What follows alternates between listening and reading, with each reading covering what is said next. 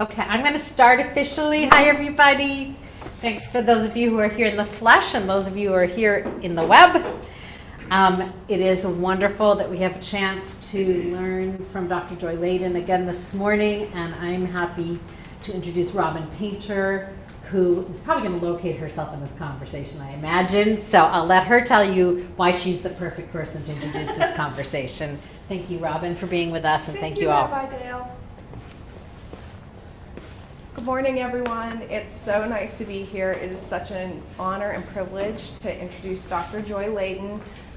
When I found out that she was going to be our scholar in residence here at CBH this weekend, I was absolutely so excited.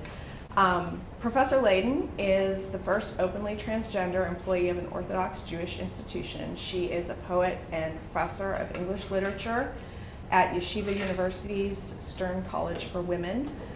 She's extremely distinguished in her academic career, and she's also the author of numerous books. Most impactful for me has been Through the Door of Life, which is her memoir, as well as numerous poetry collections. In 2021, she won the Jewish Book Award for the Book of Anna, which is a book of poetry. Another book of poetry that she wrote is also Shekinah Speaks. This week. Which is coming out this week. Oh, I did not even realize that was not out yet. But yes, so check it out. She has led 2 conversations so far at CBH, but I'm most excited about this one today. And the reason is that she is such a beautiful and candid author. I mentioned her book, Through the Door to Life, which I read, and I am the mother of a transgender child who is part of the CBH community. He came out to us when he was 5, which was such a blessing. But even being the mom of a child who was able to come out to us at that young age, it was such a revelation and a gift to me to be able to read the organized thoughts of someone who had made the transition from one gender to their true gender, and to see what that process was like internally, because my child could not necessarily articulate to us at his age everything that he was going through. And so reading Professor Ladin's thoughts on this subject was just very, very impactful for me. And I think that the fact that she is so willing to share of herself in this incredibly vulnerable way and to make herself visible as a human and to share her full experience is something that we need a lot more of, especially with gender diverse individuals and transgender individuals. Because one of the things that my son said to us early on after he transitioned was, "Mama, am I the only gender person there is?" Meaning, am I the only transgender person? Like, am I the only person ever who has made this switch or not felt, comfortable in the body in which I was born, and, really felt that my gender was different from that I was identified with at birth? And, of course, my reaction as an adult was like, no, there are many, many transgender people around in the community, but we really had to make an effort for him to locate people and to point out to him, we went to author events. We started going to this monthly dinner that was basically a bunch of 20-year-old transgender people here in Atlanta, and he was the youngest person present. My other kids thought it was completely boring, and he just reveled in meeting other transgender people who were like him. Fast forward a few years, I now run a play group for elementary-aged transgender and gender-creative children. He has found that there are other people in the world, but I feel like there is still so much that we have to learn as a culture about transgender people. And Joy, it is such a gift that you are willing to give of yourself in this way and to share your experiences. Even just the title of Through the Door to Life really resonated with me because it seems such an accurate description of what happens when someone transgender makes the transition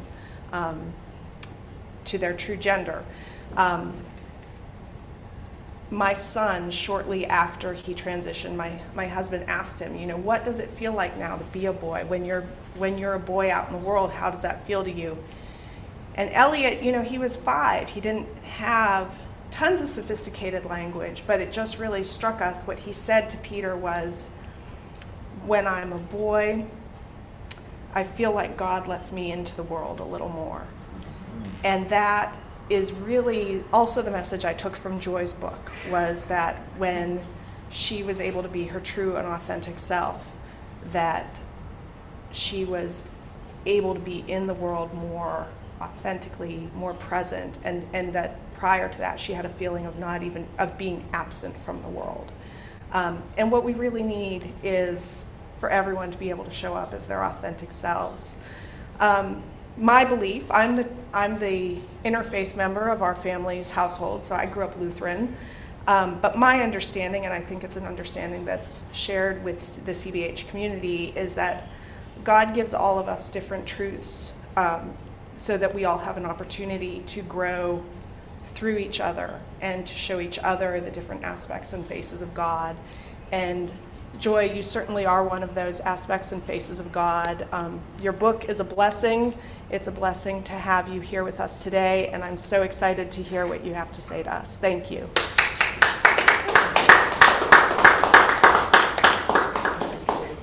Thank you so much, Robin. That was such a moving introduction. And you are, you and other supportive parents of trans and gender creative kids are incredible heroes. And I've learned so much from you. And I am far from the only trans person my age who has parent envy when we run across parents like you.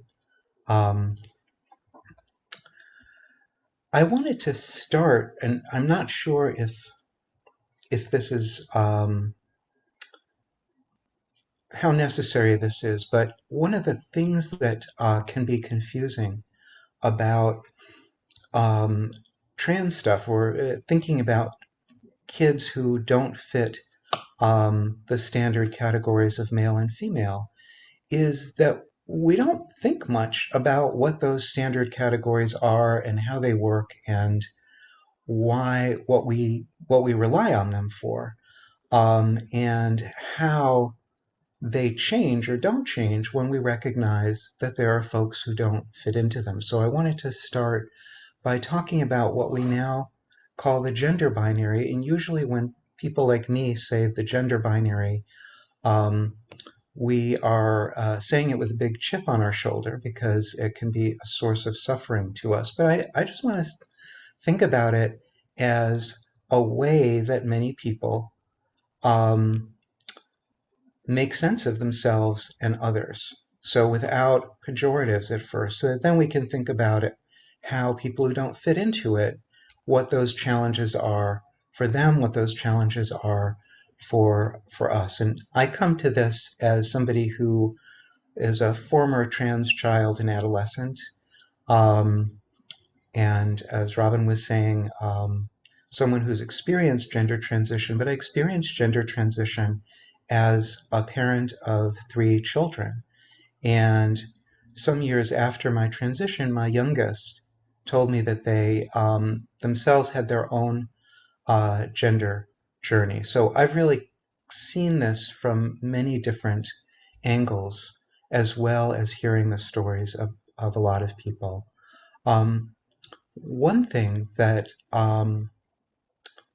I've realized is that when I grew up, and for a lot of people today, I grew up in a world that was based on binary gender.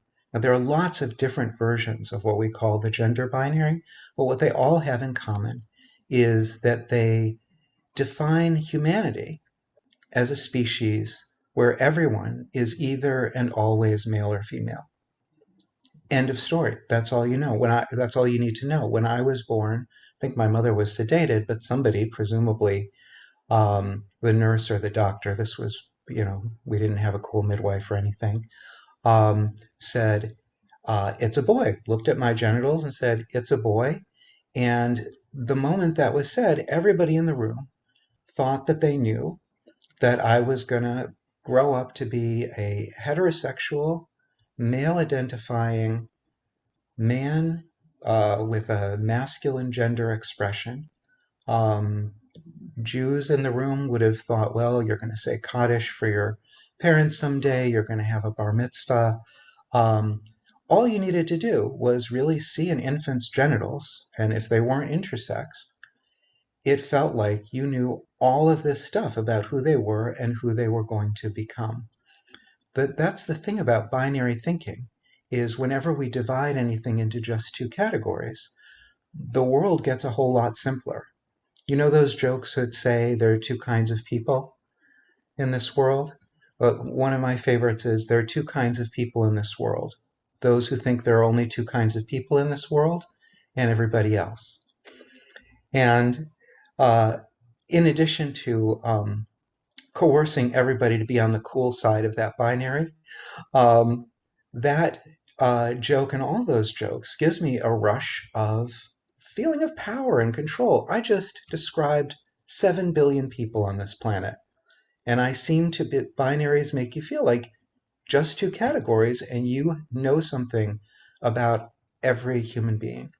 And that's the way binary gender works in cultures that have binary gender. It drastically simplifies human beings. It enables us to feel that we know at a glance incredibly intimate things about them because the most people were not looking at my genitals and saying it's a boy, but when I was growing up they were seeing my gender expression. They were seeing the clothes I wore, the horrible short haircut that my mother insisted on trying to brush straight every day. Incredible pain there. Um, and they said, it's a boy. And when they said it's a boy, they were also thinking they knew about my genitals and they knew what my sexual desires were going to be. In fact, binary gender is such a powerful and persuasive way to simplify things that the word gender didn't even exist. So one of the things that people continue to be very confused about is what's the relation between sex and gender? Well, when I was growing up, the concept of gender didn't exist. The word gender existed, but it wasn't used to describe what we describe today. Gender, as we're talking about it now, was invented by some fairly unethical psychologists who started experimenting on these kids, um, like Robin's child, who mysteriously they were physically they were either male or female, but they insisted that they were actually the opposite sex. And unlike me, I was terrified to tell anybody about this. I was definitely not one of these kids. But unlike me, they refused to pretend that they were the boys or girls they were supposed to be. They absolutely refused. And so their parents could have done a bunch of things. As we know, some parents in that situation, they beat their kids up until their kids change. Some parents kick them out of the house. Some parents threaten them with hellfire. Some parents institutionalize them. At that time, people would give them electric shocks and stuff like that.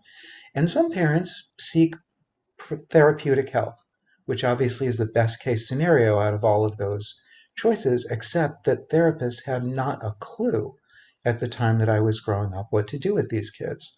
So when these psychologists said, we're studying these kids, and they became early sources of thinking about this and recognition um, of this.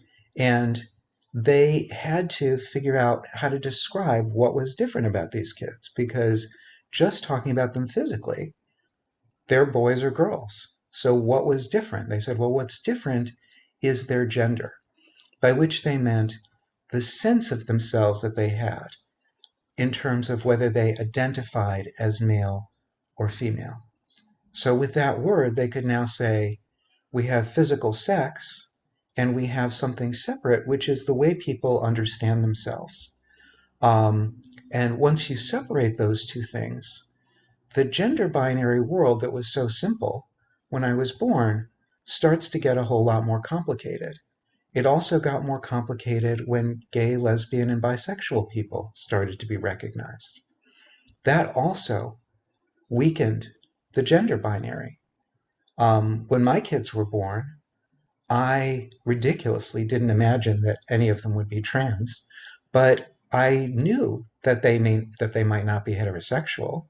I wasn't that clueless.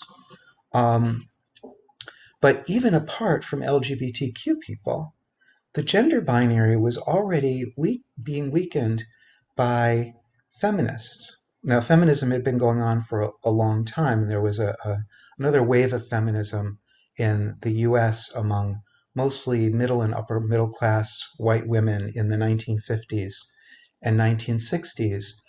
And but all forms of feminism weaken the gender binary because they say just because you deliver a baby and you see that it has female genitals, you can't assume that you know what that baby will want or what that baby will be able to do or won't be able to do.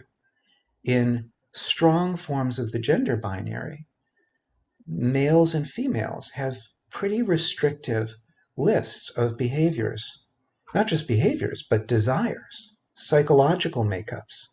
If you read a bad novel from the 1930s, it's almost like science fiction, the way men and women are being described to one another. And if you see these old movies, have you ever seen one where there's a man talking about what an incredible mystery women are? Like you can't understand them, they're completely irrational. Um, you just have to do all these tricks in order to manipulate them. And occasionally you flip to the women's side and they're talking about, men dumb as a block of wood, you know, no feelings whatsoever. But if you play your cards right, you can get them to do what they need to do.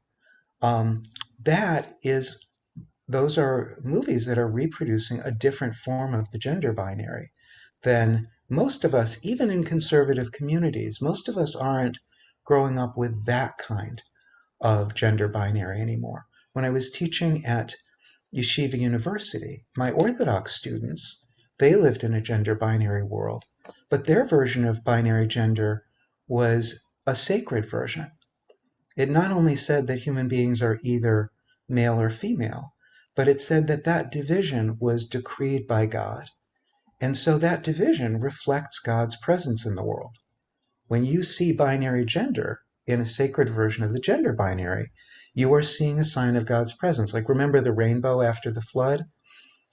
I thought that was very thoughtful of God to realize that the flood would be traumatizing and would mean that people might be triggered by rain afterward. And so it's like, don't worry. But God, doesn't really is not that apt with human beings, so didn't realize that having a rainbow after rain wasn't necessarily going to help people deal with their fear when it started to rain. So the whole temporal thing is a little bit of a mystery to God. But anyway, for religious people with a sacred version of the gender binary, when they see binary gender, and not only that, but when they live out the roles that are assigned to men and women in binary gender, they feel that they are affirming God's presence. They're doing what God made them to do. It becomes a sacred act. And that is really different than the secular version of binary gender. It's quite different, even though it overlaps in different ways. So one thing that I'm going through this to help people realize is that many of us have what used to be called future shock when it comes to gender. Like, what happened? All of a sudden, we live in a world where there's all these different ideas about gender and everybody's got their own thing, and how can I keep up? But the truth is that even in gender binary societies, there have always been multiple ways of doing binary gender. And many people switch pretty seamlessly from one to another. My family had, I think, a fairly bizarre version of the gender binary. My father was the only one who was supposed to know anything about how things worked. So after he died, my mother, who had been living in this house for many years, needed to call a male neighbor to find the extension cords because the version of the gender binary in our family said that's not something a woman can know. So she didn't know it. I'm guessing if you're a woman who grows up on a farm, even in a conservative household, you know where the extension cords are and you know what to do with them. You know a whole bunch of other things too, because binary gender just can't work that way when everybody has to take care of practical things.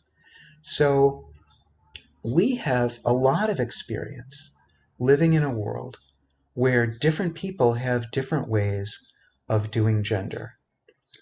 People who grow up in with binary gender the way I did, we have less experience, though, thinking of gender as something that's a separate component from physical sex.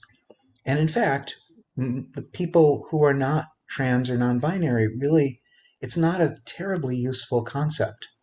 You don't have to have this concept. And when you don't have it, you feel like it's all one essential bundle. You can't pull any pieces of it apart. They're not independent variables of human identity. You are essentially male and female. And that has to do with that's like essentially what you are.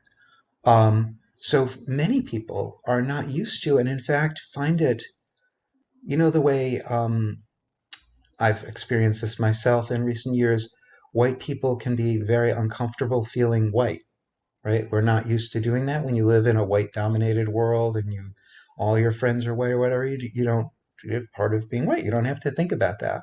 Well, part of living in a gender binary world and not being trans or non-binary is you don't have to think about gender. You live your gender for better or worse. Not everybody likes it, otherwise it wouldn't be feminism. They don't like the cards that are dealt. And they can, change things. And with the range of possibilities for men and women can be quite different in different communities, but they just don't have to think about it. So they're not used to it. And for many people, they feel this kind of shock when they have to think about gender, because actually thinking about gender as something separate changes you. It changes you from being just essentially male and female all the way through, from birth to death. And it makes you realize, well, wait a second. I have this thing called gender, and that is something about how I understand myself. And it's also something about how other people understand me. So when people meet me, they realize that my physical sex is different from how I identify myself, but it's also different from how people identify me. And there's a bunch of ways people identify me. One of the problems with talking about gender identity these days is we forget that identity is not just self-identification. It's not just how people understand themselves. It's not just physical bodies.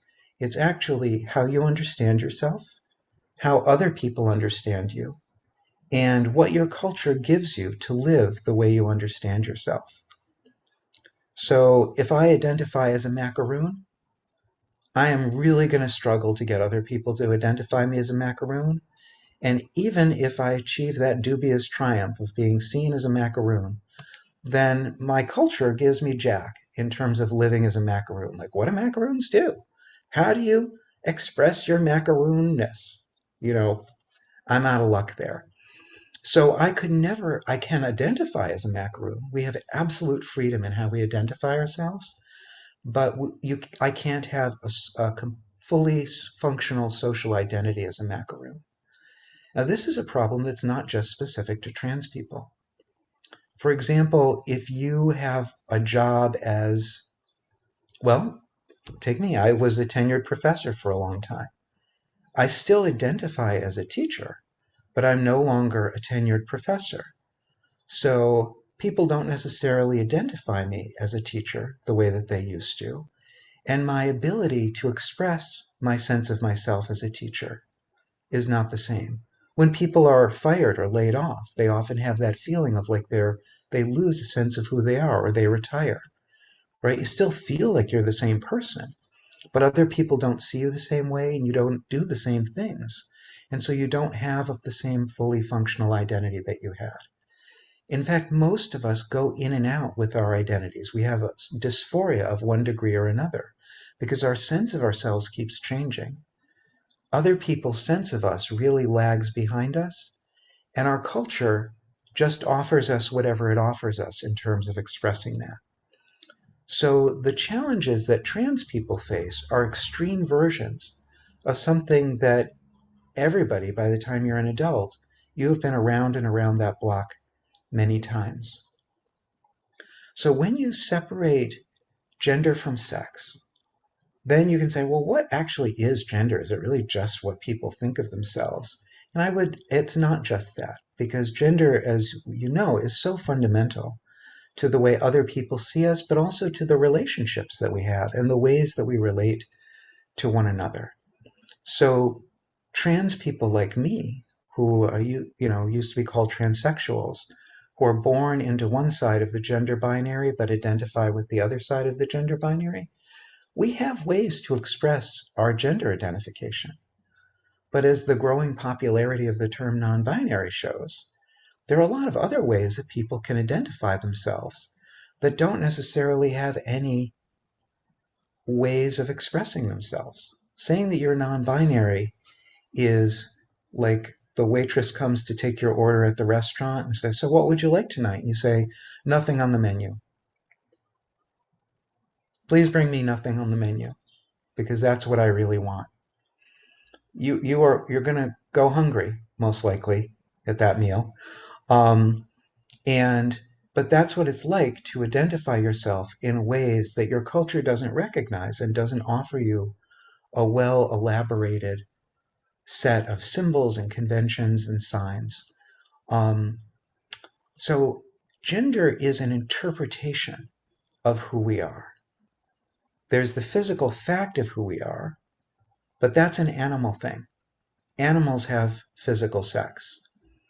But if you're a cat owner, you know that your cat does not spend a single moment thinking, well, I'm a female cat, so that means I should walk like this. And, I definitely shouldn't, you know, pee here. No, your cat's going to do what your cat's going to do and doesn't care. The physical sex of a cat only comes into play with things that have to do with, physical stuff, reproduction, being in heat, that kind of stuff. Otherwise, it does not matter at all. The cat does not interpret the physical fact of sex and come up with what it means. But human beings are defined by the fact that we interpret everything. When we see differences, we give meaning to them. So the meaning between male and female bodies is one of the most striking differences. Not all bodies are male or female, but the vast majority of them are. And so while there are cultures that have more genders, I've never heard of a single culture that doesn't have male and female genders, which is to say, doesn't look at that difference between male and female bodies and say, wow, this means something. Let's make up some stuff about what it means. So gender is an interpretation of what it means to be human. And because it's an interpretation of our bodies, it's actually the mark of our humanity. You know how when you call customer service, for me, this is quite traumatic. I call customer service and they are going to ma'am or sir me. I know they're going to ma'am or sir me. And I know that if I want to get ma'amed, I need to push my voice up to a pitch that I usually don't find comfortable speaking at and fem it up. But then I won't get good customer service. If I want to get good customer service, I drop my voice and I speak in a very masculine way. If you've met women who are lawyers, you'll see that they do the same thing, because in our culture, masculine behavior is coded in terms of power and assertiveness and all of these kinds of things. But the customer service people don't mean me any harm by mamming or sirring me. They're showing that they recognize me as human. It's a mark of respect to gender people, as painful as it is to people who don't fit binary gender. So when you start messing with gender, it can really upset people in ways that are not just because they're hateful bigots, because recognizing trans people means recognizing gender, and that means suddenly you recognize you're not essentially male or female. You have components to your personality. Or if you're a religious person, what are you going to do with this? How do you fit this into the idea that binary gender is a sign of God's presence? How does that fit with the idea of self-identification? Isn't that some heretical American secular individualist thing? And I'm not a huge fan of individualism. I think it's not always really healthy for people. People need communities, right? I'm a religious person. I don't think it's all about atomized individuals. So I don't necessarily disagree with those things. Um, but the most destabilizing thing is to realize that this thing that feels so essential to people is in fact an interpretation of humanity, and it's an interpretation that keeps changing. In conservative communities and in liberal communities, it just always keeps changing. That's the way human culture is. And the more it changes, the more rapidly it changes, the more resistant people are likely to be. I heard from one trans woman who was Orthodox and Australian. And so I came out at Stern, and suddenly there was all this press, Jewish press, about trans people, not that they hadn't been there. And a lot of Orthodox people were happy about this. But this woman was furious with me. She's never forgiven me. She said, I lived in a small Orthodox community in Australia, and they all knew that I was trans. Nobody talked about it. Nobody minded it. And then when you came out, suddenly they felt they had to expel me. This is often the case, that we can tolerate people being different, even in very conservative communities. We can tolerate one or two people being really different. They're our neighbors. We know these folks. Yeah, they're a little strange, whatever. But it didn't change their relation to gender until I came out publicly. And then they had to say, well, wait a second, is this okay or is this not okay? What's the truth here? Are there more ways than male and female to be this? So it can be a big ask for folks. So now I want to pause here for a second and see, do people have questions, or is this making sense? Yeah, Lauren.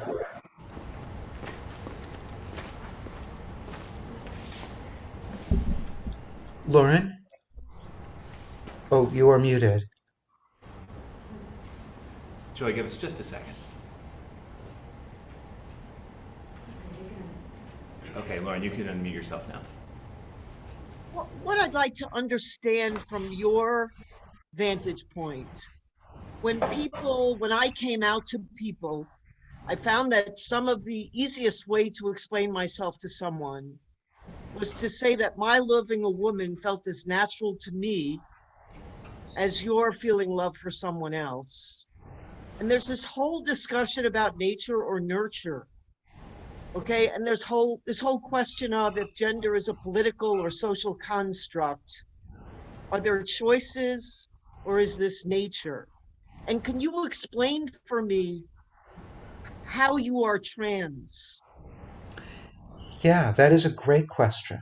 And that is, so when you live in a gender binary world, the strong form, the kind that I was born into,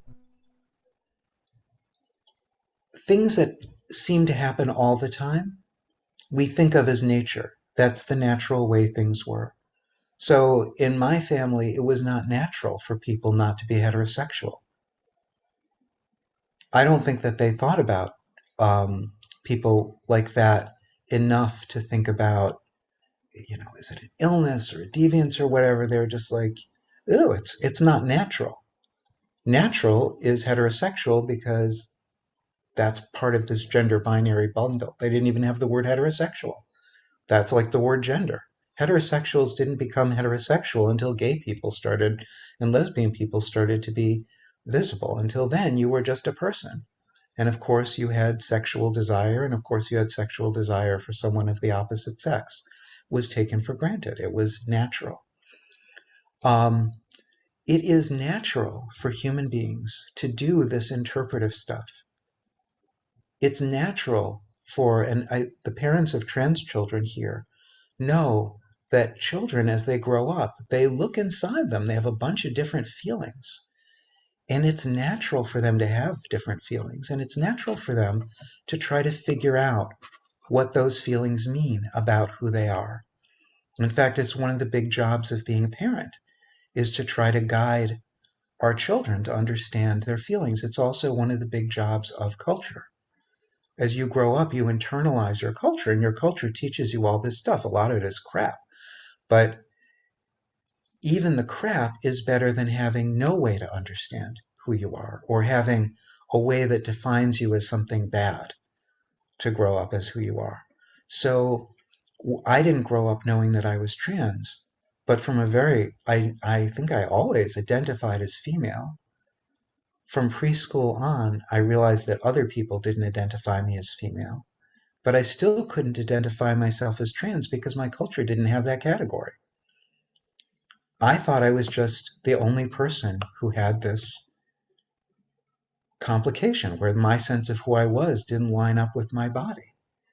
And I thought that that was a bad thing. I thought maybe it meant that I wasn't a human being. Later, I learned that the word transsexual, so the word transsexual taught me, well, there are other people like you. And who you are is somebody who needs to move. You need to change your body. You need to get from the side of the gender binary that you were born onto to the other side, to who you really are. Some people, trans people like that, trans women I've talked to say, yeah, I was transgender, I was transsexual, but once I transitioned, I stopped being. Now I'm just a woman.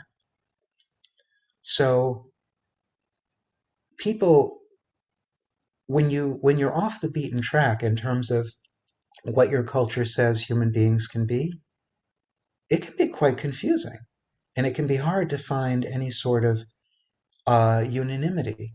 Even with gay and lesbian people, we know that human desire is pretty messy. Our culture came up with the idea that human desire was an identity, which is to say that if you had strong desires of one sort or another, it wasn't just that you feel like having sex with one kind of people or another, which I think was the case, for example, if you read Socrates, Plato, I think Greek guys, they were just like, yeah, I'm going to get married, intensely misogynist culture. So you don't want to actually talk to the person you're married to. You want to have sex with people you can talk to because you want to have sex and then you want to talk afterward, I guess. I'm not really sure how it worked. It also seemed to involve political stuff. Anyway, I don't really understand Greek gender, but it was really different. And it wasn't that people had to say, well, I'm gay or I'm bisexual. This was just sort of being a man in the way that that culture conceived it. So identifying and understanding ourselves is partly a matter of how we feel, but it's partly a matter of taking what people around us tell us are the ways that we can understand ourselves. That's the only way out of the macaroon situation. If you have feelings that your culture just doesn't tell you anything about how to deal with, you can't identify yourself to others, and others can't identify you in a way that fits them. So I always identified as female, and I always had this physically male body, but I didn't identify myself as trans until I learned that that was a thing that you could be. I made up all of these other ways of understanding myself. And your question is particularly good because one of the differences that I realized between the way I grew up and the way my kids grew up is when I grew up, this was not, you don't identify yourself. It's not something that you have to do. I wasn't taught that I needed to identify myself as a Jew either. And I will tell you, I don't believe that there's some sort of biological Jewness. No, I don't buy that for a minute. And yet, I was told that I was a Jew. I identified myself as a Jew. I didn't perceive it as a choice. I felt Jewish. Do I know what that means? No, I didn't have to know what that means. Nobody ever, you know, put me before a Bet Din and said, well, you say you're a Jew, but do you really feel like a Jew? How long have you felt like a Jew? No, because I was what I was born to be as far as the people around me were concerned. I had this fully functional identity, and I didn't have to figure out if my feelings were the right feelings. In fact, I don't know if I feel Jewish in the same way any other Jew does, but I don't have to worry about it. But with feeling female, I was constantly tormented. I knew that other people didn't see me this way, but I felt I really was female, and I knew that didn't make sense. And so were my feelings of being female, were they the same as girls? That seemed very important. And then I remember in college, I got involved as a freshman with the woman I married, and a year later, I came out to her as trans, and there was no language for this. But I said, I feel female, or I feel like a woman or something like that. And she's like, what do you mean? I am a woman and I don't know what it means to feel like a woman. What the heck does that mean? And right, what does it mean? Who cares what it means? Unless you're in a situation where you're trans or non-binary, you have some relation to this that doesn't fit the cultural slots. You never have to worry about this stuff. But I did. So I grew up with a lonely struggle of trying to figure out who I was. And eventually, when I was an adult, the culture had moved along and there were words like transgender and first transsexual and then transgender and then other ways of talking. And then I realized, well, I got to invent some terms myself. So I came up with all this stuff. But while I always identified as female, I really would not say that I was trans until that was a thing that people could be. But my youngest, who has come out to me, at the age of 10, I believe, started sending texts. We weren't living together then, saying, all my friends are asking me what I am. Am I queer? Am I gay? Am I, how do I identify myself? And, I was like, Nini, I think you should wait till you have sexuality before you start trying to identify as gay, lesbian, bisexual, pansexual. It's like the range of possibilities was endless. What has happened for kids these ages is there's a widespread awareness that these are not set in stone, that just being physically male or female is not the end of the story, that you have to figure out how you identify yourself. And so that means you need to look at your feelings and need to figure out how you map onto this, which can be a very confusing process. But I'm not sure that it's more confusing than the transition from the very repressive definition, pre-feminist definition of women that my mother grew up with, and what girls my age were growing up with as the possibilities were ramifying. I remember my ex and I, our first cookbook together, we took out of the library, and it was a stewardess in the 60s who had written a fondue cookbook. It was a great cookbook, honestly. And this woman was saying, she was living the dream for women as a stewardess. That was just so great. You could have adventures, you could travel the world. And we're like, stewardess? Your idea of having a great, exciting, fulfilling life is being an airline stewardess? But that's what, it was a very restricted rate, mother, stewardess, teacher, poorly paid teacher, there were not very many options for women. So for girls, those options have multiplied enormously. They have to identify themselves from a full range of possibilities. Is that confusing? Heck yeah. Is it empowering? Also true. Can it drive parents crazy if you've had one of those children who, like, this week you really want to be this, and so you spend a lot of money on those lessons, and then next week it turns out that's not cool, and so you spend a lot of money on some other kind of lessons? Absolutely. That's part of the growing up process in a culture that gives people, that says individuals get to decide different things about themselves. Traditional cultures don't do that. Traditional cultures say the moment you're born, we will tell you who you are, and you'll have a very narrow range of choices, like those Jane Austen novels, where your choice is basically who you marry, if you're lucky. And if you're not lucky, you don't even have a choice of marrying anybody, but it's got to be a guy. And it's a stiff, because it's the Jane Austen novel. There are no really interesting guys. So it's really, American culture has always emphasized this individual choice thing, and it's always been confusing and dizzying.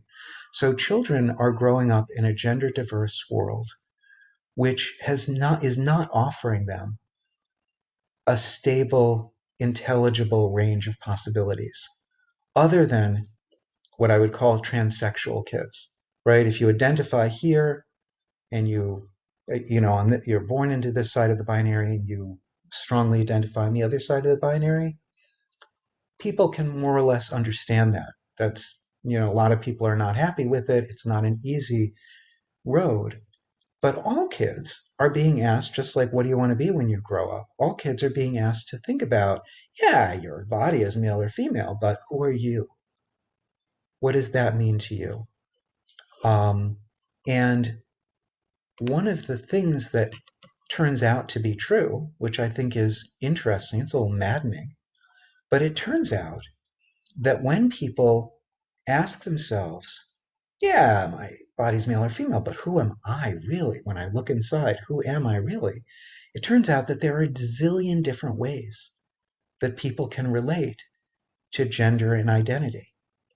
There are so many terms out there, I don't even bother to learn them because they multiply and change all the time. And they're really they mean different things to different people.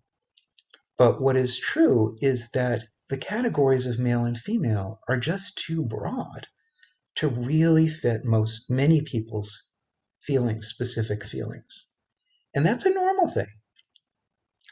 For most people, that dissonance between whatever your culture says male or female is and who you know yourself to be, you can live with it. Or Lauren, you could live with that once the culture got the idea that you could be a real woman and a lesbian.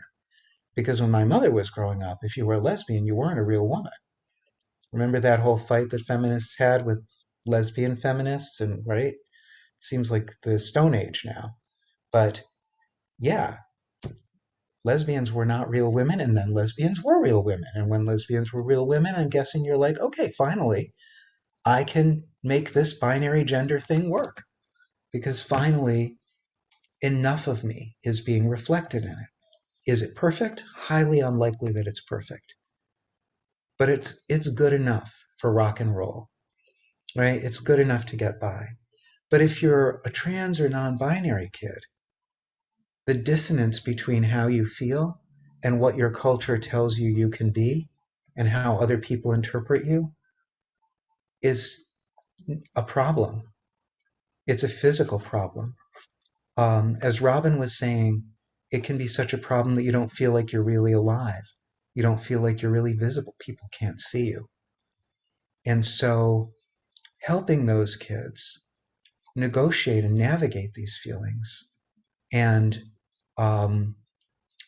understand, which is hard, understand that the culture may never actually give them the perfect thing that they need. So, like all of us, growing up means compromising to some extent, but helping them in that journey and keeping them safe.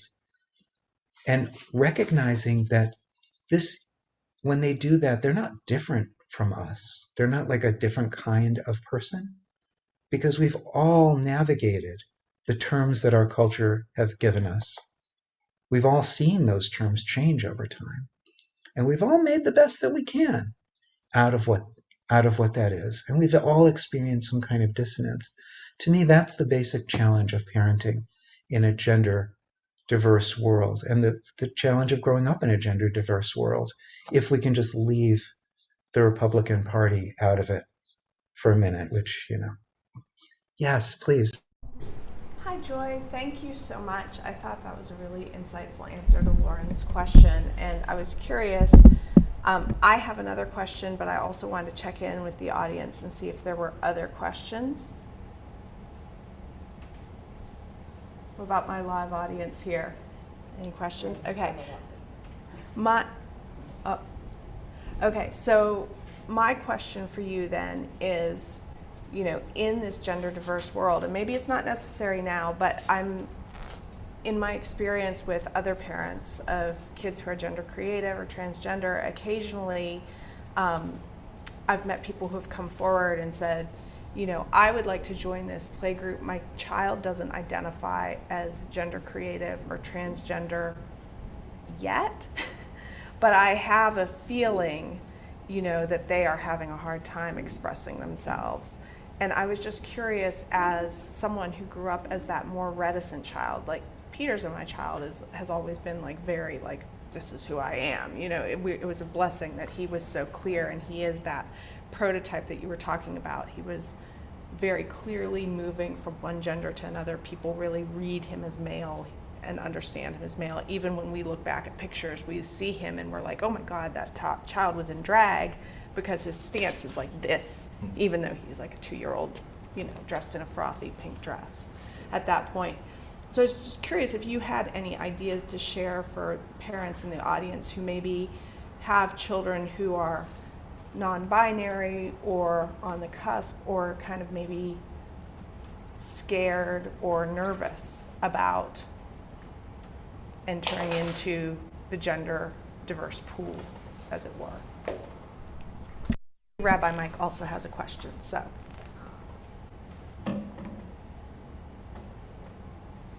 Rabbi Mike, do you want to ask your question real quick, and then maybe Joy can address us both?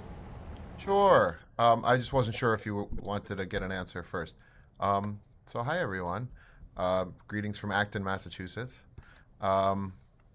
So I don't know if you remember, Joy, in 2009, I think, Sarah Lawrence Hillel invited you to come speak, and I was the Hillel rabbi back then, and it's really great to see you again.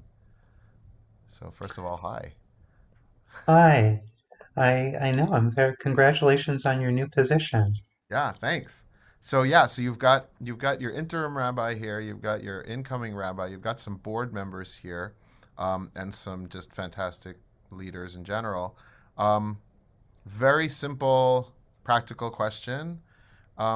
What can synagogues like ours do to be not just welcoming but celebratory of folks who are either non-binary or genderqueer or gender transitioning? What do you have, like a top 2 or 3 things that synagogues can do to show that, again, we don't just include but we celebrate who you are? Well, I think that incorporating regularly awareness and acknowledgement of um, gender diversity is um, Joy, your camera Hey, is off. I don't know if you're able to turn it on or if it's a network issue, but I just wanted I to give. am There you are. There. Yay. yeah, my computer is not letting me use my cursor for some reason. Um, I've lost my cursor privileges. Um, so yeah, so having a, which means I can't see anything in the chat either. It's a mess. I'm sorry. Um, so one of the things is that synagogues communicate as a community all the time, and usually um, acknowledgement or awareness of gender diversity is not woven through those communications, um, which means if you're, Robin was saying, like, referring to like the shy trans or non-binary person, you're always listening to see if this is a place where people are aware that are people like you, and also how steep is the cliff if you come out, if you let people know who you are. How much how much is that going to change things? How difficult is that going to be for people? The other thing, though, is the one of the reasons that I framed this talk this way, where I know I talked hardly at all about people who are trans and non-binary, was because I think the single most important thing that people that synagogues can do is to naturalize, to use Lauren's term, make it seem natural to think about gender, to not take it for granted. This kind of gets to what Robin was saying about parents who are like, yeah, I want my kids to go to that kind of a play group because I want my kids to have an environment where gender isn't taken for granted and to know what that is, and so that they can draw on those experiences of relating to people in a place where gender isn't taken for granted. Because even in very cool progressive communities, almost everybody identifies with the gender they were born into. Almost every Jewish community I've been in, people have pretty normative gender expressions. And normative gender expressions have been, in some communities, there are people I say, oh, your gender expression marks you as gay or lesbian, although that's still more uncommon than you would think. But I very rarely speak to a Jewish community where I can't easily sort people, even though I should know better. I do this, but I can easily sort people into male or female. And so it is hard for it to feel natural to think about gender as something that you can't determine at a glance and that can have other possibilities. Also, when you're not talking about this as a community, it shouldn't just be about the people who are different. It should be about what gender means to each of us, because gender does mean something to each of us, even the people who don't have to think about the word gender. Gender is a big part of our lives and our relationships. For my non trans kids, my gender transition raised the question of, well, do they have two moms? Or do they have a mom and a dad? Like, their own personal history was called into question by my transition. Gender is something that we share, and when some people are changing it, it kind of affects everybody, and we all have different personal stakes in it. And even though my work in the world has to do with advocating to make space for trans and non-binary people, I actually don't think that we are have any bigger stake in gender than anybody else. We're a tiny minority. It's like Jews in the US. We have a lobby, but we're really a tiny minority, and nobody expects Hanukkah to be on the calendar along with Christmas. If we even care about that, I don't know. But um, so people who are not trans have a big stake in gender, but unlike trans and non-binary people, they're probably not used to thinking about it, which gives them sort of the gender equivalent of white fragility. And it means that a lot of issues that can come up around this, like when I transitioned at my Reconstructionist synagogue, nobody needed to talk about this because we're Reconstructionists. We have a policy. But actually, there were people who'd known me for 15 years as a guy who were pretty freaked out to see me in the women's room. And I was really uncomfortable too. It didn't feel safe to me either. They weren't being transphobic. That is a weird situation. Their stake in gender, and there are a lot of women who feel this way, like about women's rooms, right? This is seen as like a safe space. And I had a woman explain it to me. She said, I've been a target of sexual violence. And when I go into a women's space, I'm expecting not to see anybody who looks male to me, because that, to me, says this is not in a completely safe space. I get it. But if communities are not talking about what gender means to different people in a really inclusive way, like everybody gets to have it mean whatever it really means to them, it's not judgmental, then in some ways you're not creating a level playing field where trans and non-binary people are really just full members of the community, and we can talk about stuff that comes up, because sometimes it does. Whether or not I can use the women's room, that's kind of a binary question. I don't like binary questions. I try to complicate them as much as I can, but I'm either peeing there or I'm not peeing there. So communities can learn how to talk about this stuff, but they need to learn how to talk about this stuff. And as they do, that benefits everybody, including the children who are growing up and trying to understand themselves. Everybody is building those kinds of muscles. And you can start celebrating. When you do that, you can really start being grateful for your trans and non-binary members, because they have the life equivalent of a PhD in gender. They have had to learn about this stuff and to think about this stuff. They become your in-house experts. Not that they're always right or anything, but just in terms of being used to thinking about this stuff. suddenly, instead of being the marginalized people that everybody else has to try to move into the center, they can be more in the center. And the more people recognize that none of us have perfect, solid identities, that we're all moving in and out of alignment with the way we understand ourselves, the way other people see us, and the way we can live our lives, again, that makes the trans person situation actually kind of typical of being human. Human beings are defined by the fact that we never fit into human categories exactly. We don't. And as a religious person, I believe that that's because we're made in the image of God, a God who is incomprehensible and unbounded. And so that means there's a part of us that is always going to be incomprehensible and unbounded. And I think that's a good thing. Trans and non-binary people have to learn to get used to the discomfort of that. It's uncomfortable to know that part of you being a human being is something other people can't see or understand. Trans and non-binary people have no choice but to get used to that.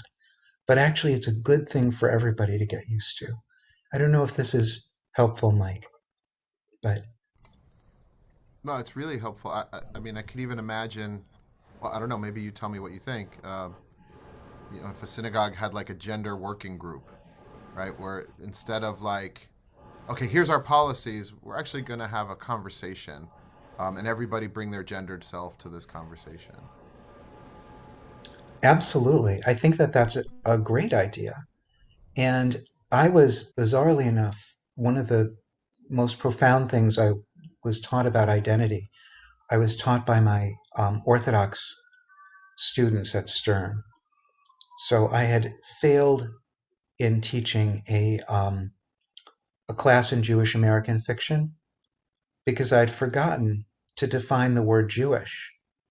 And it wasn't until the class was almost over that a student said something that made me realize all of the students assumed that every character in the story was an Orthodox Jew, when in fact, none of the characters in the stories had been Orthodox Jews. And I thought, okay, when I taught it again, I thought, well, let's take care of this in the first class. I'm going to ask them to explain what it means to be Jewish.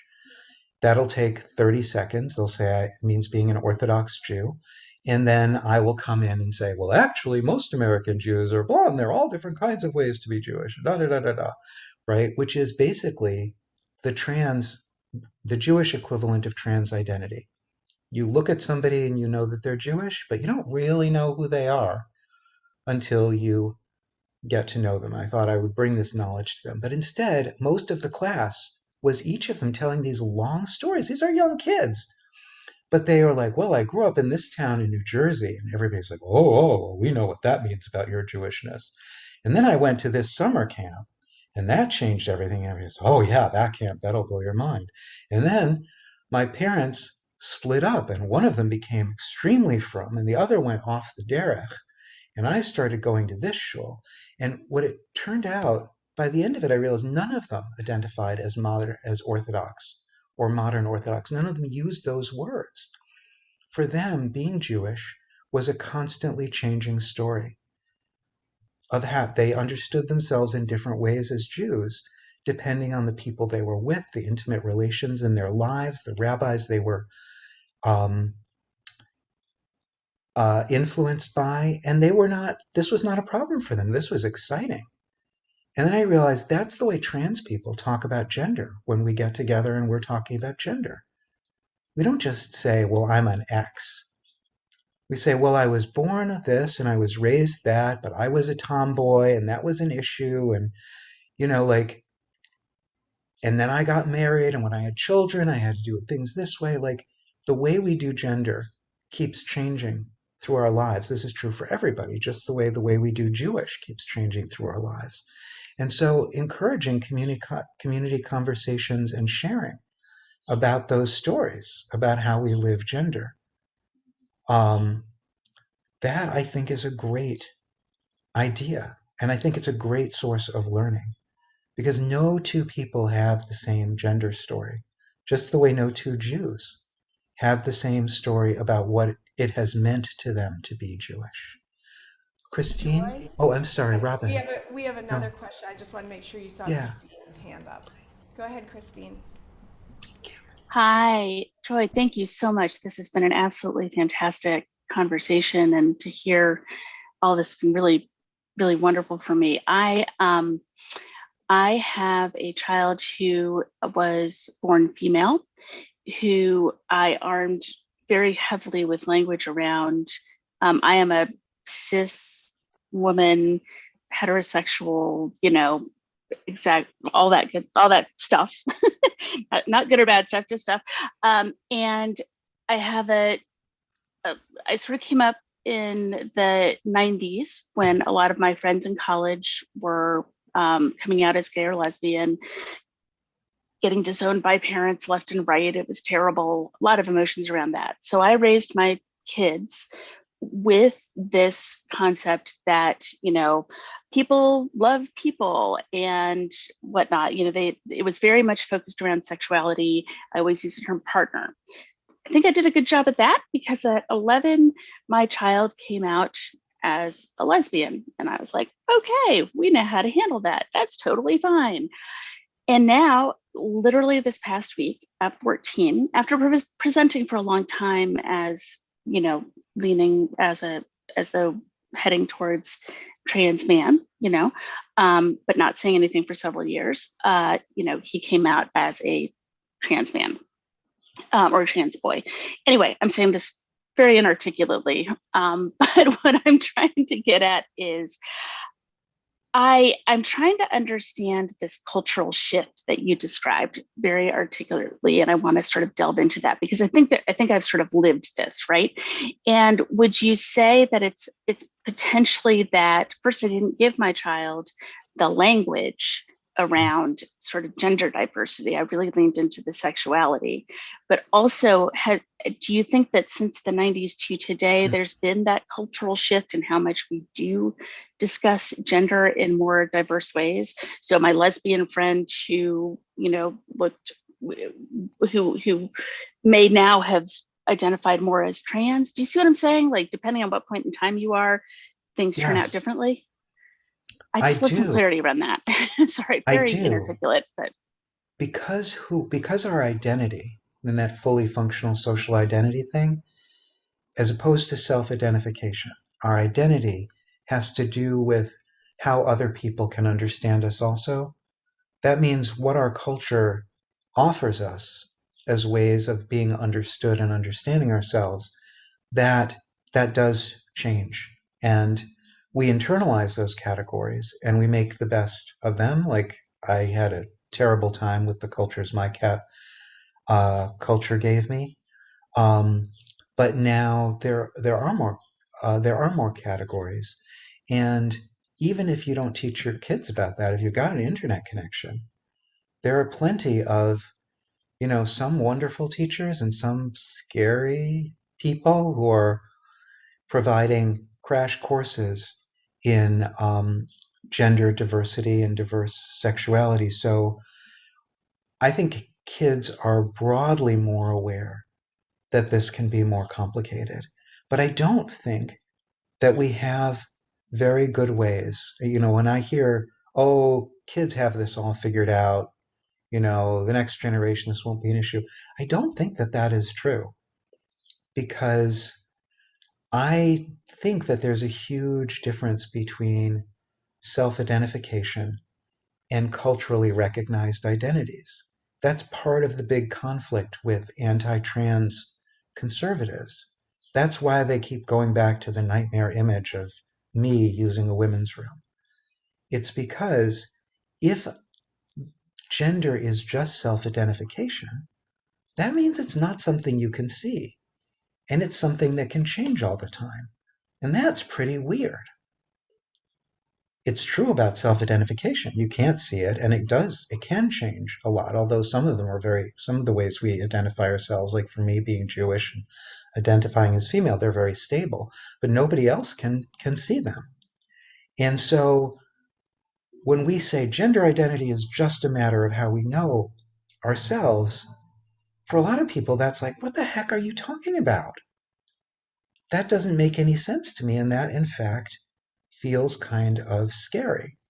So kids are growing up with, I think, not a sufficient vocabulary because we keep pushing identity, which is about something essential that doesn't change. And I think that a lot of what kids are recognizing in themselves is important, but it's not some kind of fixed, absolute thing. And as a parent, as it gets back to Robin's question, I was a very anxious parent. I didn't want my kids to do anything really. Like, I remember my ex and I agreed that we would tell our son that he couldn't get a motorcycle until he was 40, that that was the law. And it was so sweet. At 14, he said, I know I have to wait till I'm 40, but do you think I could get like a moped before then?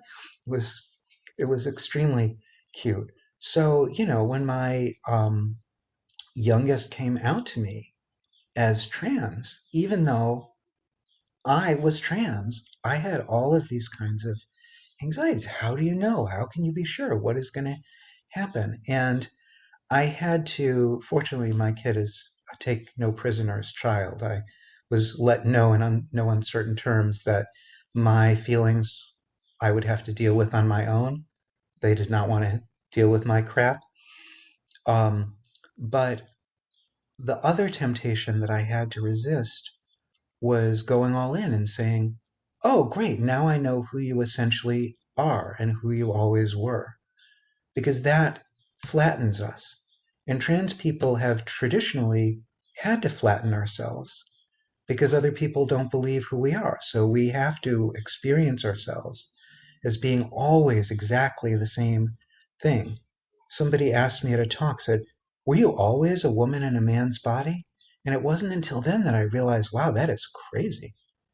I said, well, when I was a child, I didn't have a man's body, and there's never been some woman in me. Like, no. But that was the language that I would use, and I was very anxious when I was a child. I was always looking at my feeling of being female. What if I didn't feel female every single moment? Did that mean I wasn't real? So as it's happened, my kid has now come out as non-binary. And even as a trans guy, was such a complicated masculinity based on gay male drag masculinity. It was like so far from anything that, you know, I could understand. But I realized my job as a parent is to let this be a journey and let it be as complicated and messy. Absolutely. If you identify yourself to me this way, it is my job to respect that. That is you telling me how you understand yourself right now. That is a profound thing to share with me. But I need to just make it safe for you to keep journeying. I'm sorry, Robin. I know you're trying to get a word in edgewise. Yeah, no, you're, I mean, I don't want to interrupt you because everything you're saying is so great, but there are, Lynn Sturgis just Yes. put a very nice comment in the chat that I'm going to read aloud, and then Steve and Margie have a question as well. So I'm going to read Lynn's comment. I'm going to let Steve and Margie speak, and then with that, you know, I want to be mindful of the time. It is 11:30, and you've given very generously to us. So I'll let you respond to them, and then we'll close out if that works for you. Thank you. And I'm sorry I'm so long-winded. You have a lot to say, and you have a lot of information and wisdom to share with us. I think we've all been really appreciative of this conversation. So here's Lynn's comment. She says, I want to thank Joy for this enlightening discussion. I also want to share that I have a transgender child who was born female in 1995. Growing up, we never suspected that he was trans. Like Christine's child, my child came out as a lesbian at age 16. At age 20, he told us he was trans and began to medically transition. That was 2016. I share this for a couple of reasons. One, we have come so far in discussing gender, and we have a lot further to go. The other point I want to make is that even though my son is only 26, he also tells me that he didn't know trans was a thing. And I think, Lynn, thank you for making yourself really vulnerable with that. I think that really resonates with my experience as well, because my son only was able to tell us his truth after we read a story where there was a transgender child in it, and it was like the light bulb popped. But if people are not getting that content, I think that's a big problem with our culture. Can't Kyle And has that's also, why there's this big emphasis on purging books and, don't say gay and everything. Because it's not true that people will then only be heteronormative male or female, but it is true that kids will be extremely confused and find it quite difficult to make sense of what they want and who they are. And that will be torture. I mean, life will be simpler for heteronormative people, but we're condemning those kids to um, to hell. Kyle also has a very poignant comment here, and then I promise you, Steve and Margie, I will give you the last word. Kyle wrote, I think the points Joy has made about not being able necessarily to see transness or non-binariness when you look at a crowd of people also really comes into play with how kids figure things out. For example, one of my nibblings, I love that term by the way, and a close friends of non-binary teen have known me, a trans mask person, their whole lives and have heard about trans and non-binary folks their whole lives. But it was only in the past year or two they fully became aware that a person they love and know well, me, is trans, even though I was never not out with them. That knowing, I've learned, has been a very affirming thing for them, but it never occurred to me before that they didn't see me as trans. Trans folks often forget others don't see that in us right away. And that's also a really, such a true point. But I want to give Steve and Maggie their chance to ask their question. They've been waiting so patiently. Thank you, guys. Hi, Joy. Oh my God, I've learned so much in 3 days. Both your openness and your ability to communicate so many stories. None of your words have been a waste or too long. They've just been packed full of brilliant awarenesses and thoughts that I think all of us treasure. My question is, first of all, I loved the analogy of white fragility to cisgender people's inability to get trans people. And some of my concern has been seeing gay people being anti-trans. And that has disturbed me greatly. And I know everybody sort of wants to have somebody below them on the totem pole, so to speak, in terms of how traditional society in this country has gone.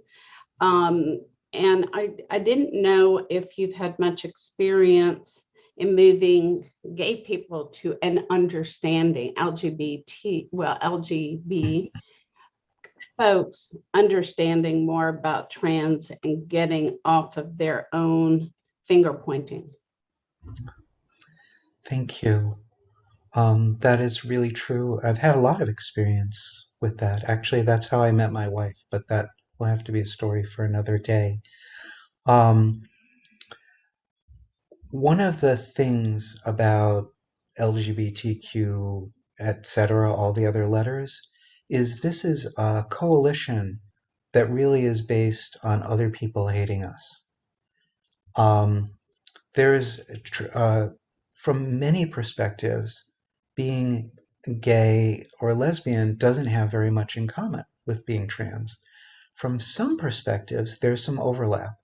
So, as I was saying to Lauren,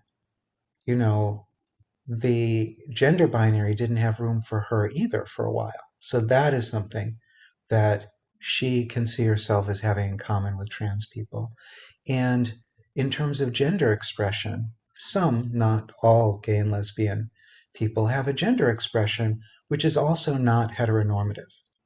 Some have a gender expression that's indistinguishable from heteronormative gender expressions, but some don't. So for trans people, gender expression and being a kind of person who doesn't fit, these are things that we can have in common. But mostly it's just that we're hated by the same folks. and often confused with one another. Um, Human beings have a tremendous capacity to not identify with people who are different.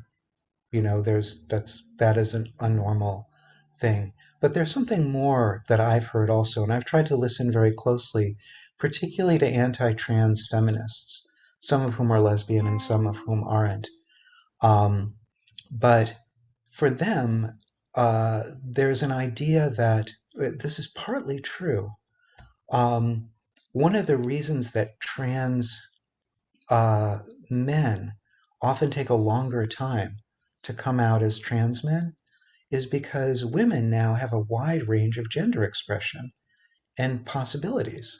So I've heard many trans guys say, well, I was born female and then I was a tomboy and then I realized I was a lesbian and then I realized I was a butch lesbian and then I realized I was a stone butch lesbian and then I realized it still wasn't feeling somehow like me and then I realized I was a trans guy.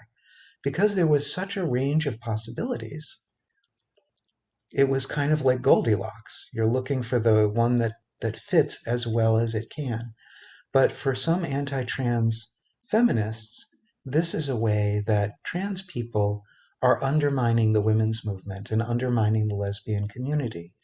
Um, it's directly analogous to some of the kinds of fears in conservative communities that, you trans people are creating this possibility, and that is what is changing our children.